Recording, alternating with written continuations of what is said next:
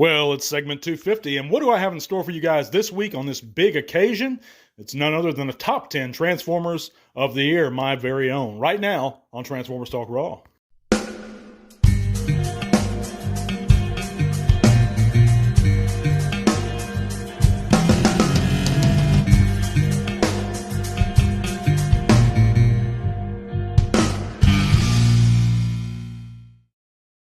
So that's right, guys. I'm going to get into my top 10 figures of 2023.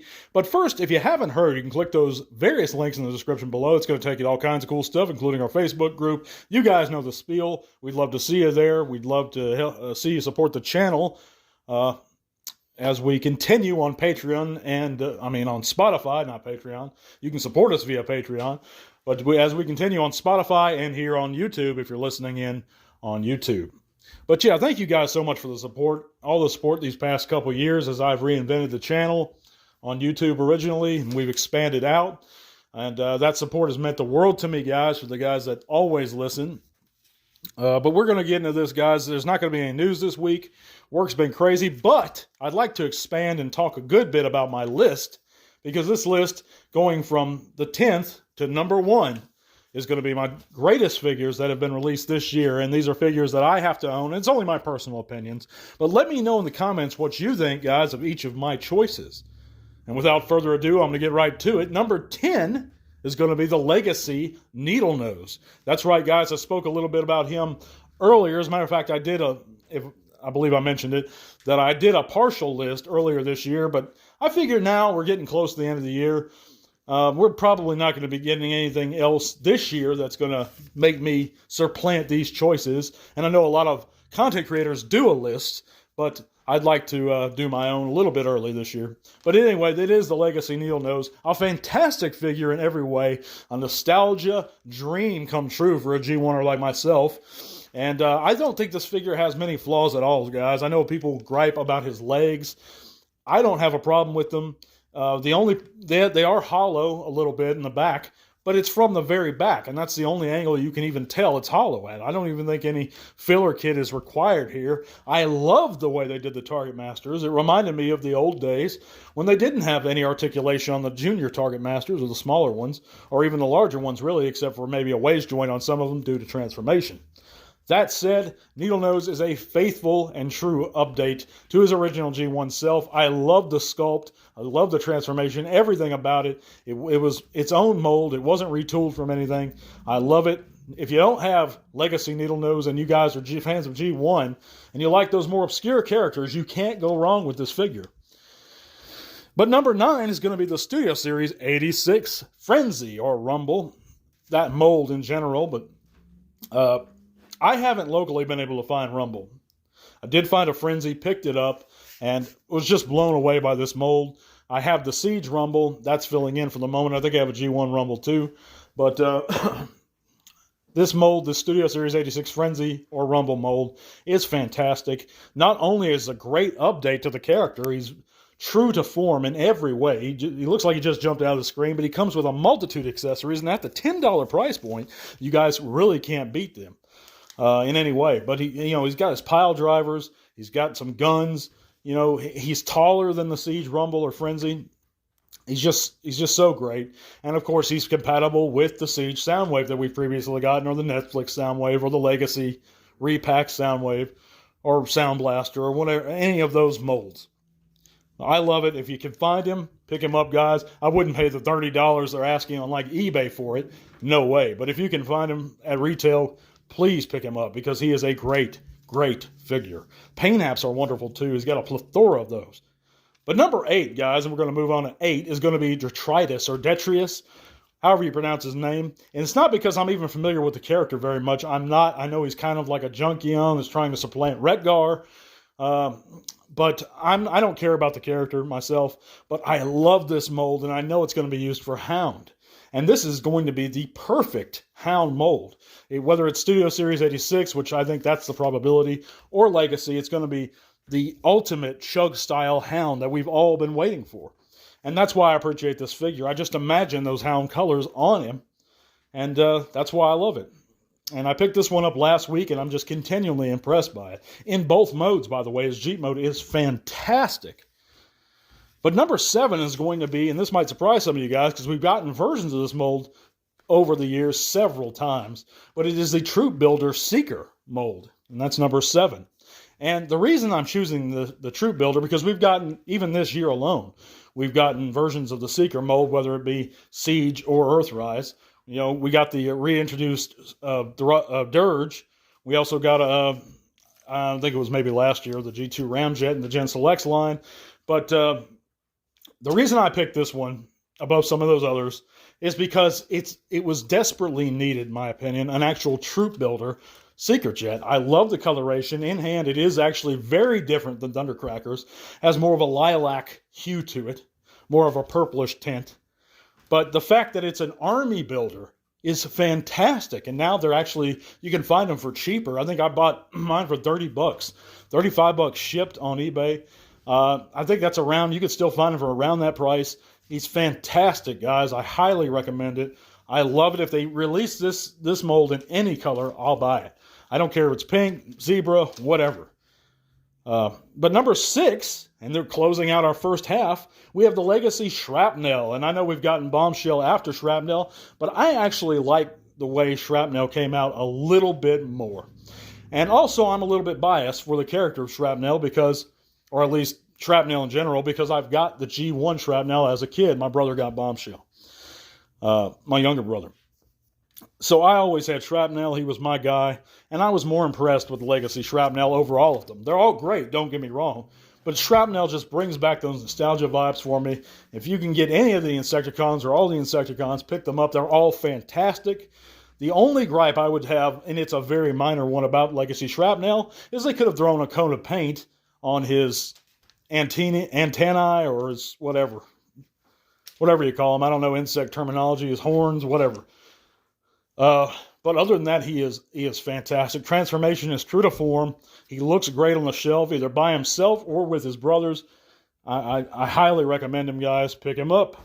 But moving into our second half lineup, going from number 5 to number 1, number 5 is going to be Legacy Devcon. And you talk about a smart use of retools, guys. This one was a massive overhaul of the Studio Series 86 Blur mold, or the Speedia 500 Blur.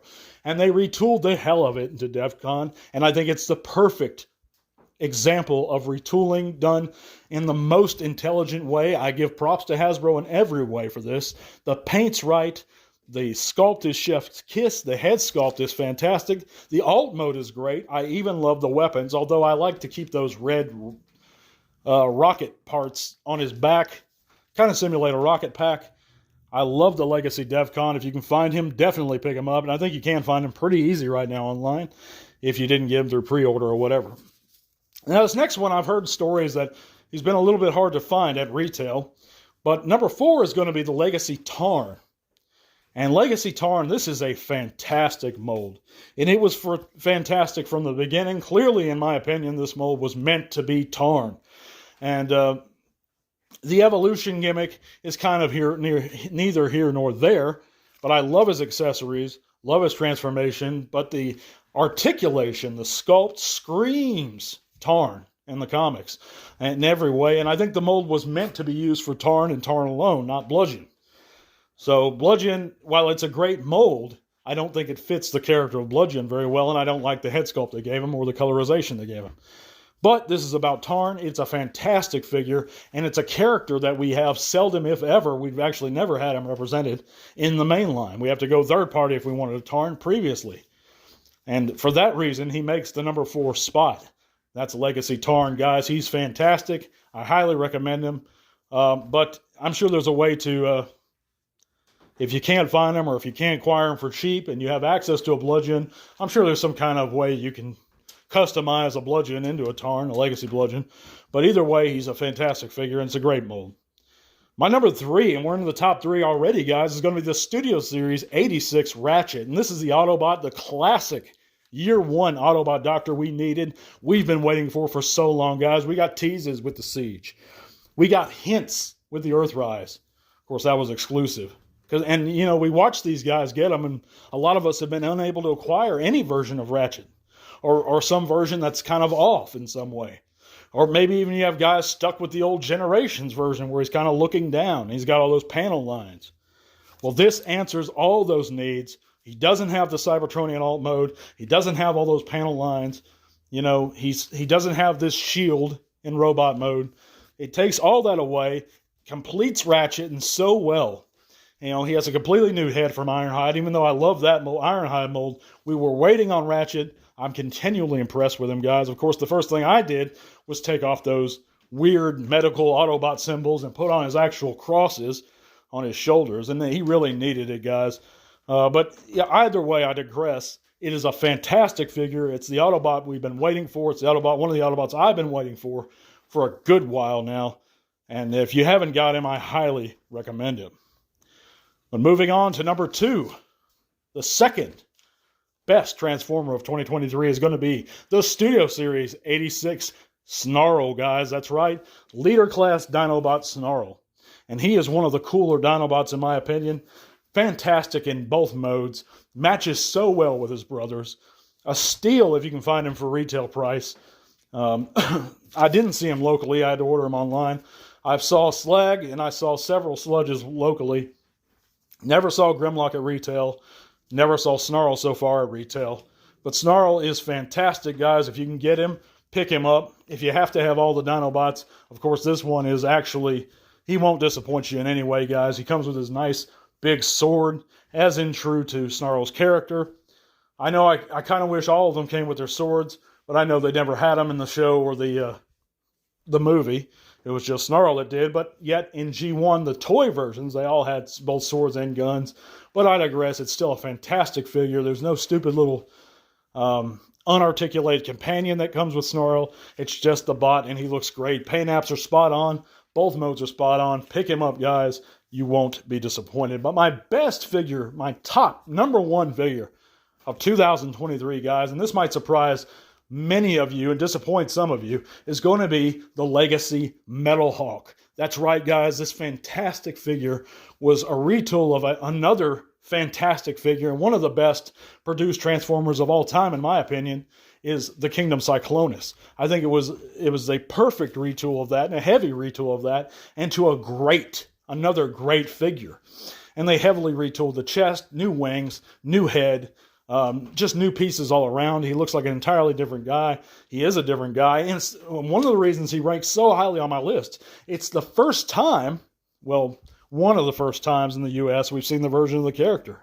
You know, we got him in Titan's Return, but he was a part of a multi-pack, so he was hard to acquire. Either Titan's Return or the Power of the Primes. I think it was Titan's Return. But he was hard to get. And even if you got him, he kind of underwhelmed. This is the Metal Hawk that a lot of us have been waiting on. He comes with the perfect accessories, a sword, his dual pistols. He has a great looking alt mode. Love the paint apps. Love this. The only thing I worry about with this figure is the gold plastic, but hopefully Hasbro solved that problem many years ago. But it's going to take a little while before I am convinced that GPS is gone forever, just because I have nightmares. But this is a great figure that you can't go wrong with, guys. If you haven't got him, search him out. I think you can still find him for about $35, $40 online. But yeah, guys, that's going to sum it up for the top 10 figures of 2023. And I want to do something a little special. And that's why I've gone this list this week for our 250th segment. Of course, guys, if you have listened in, you have enjoyed the content, hit that like button, subscribe if you're not, and consider supporting the channel.